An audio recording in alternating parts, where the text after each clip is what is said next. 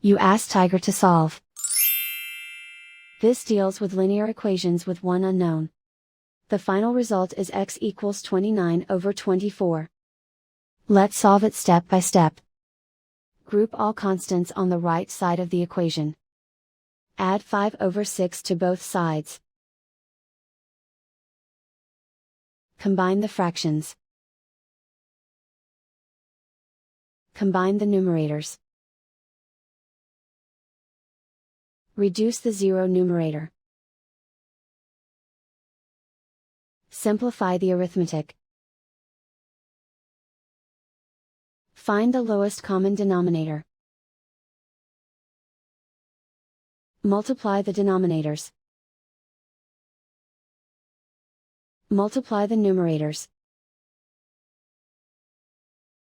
Combine the fractions. Combine the numerators. And so the final result is x equals 29/24.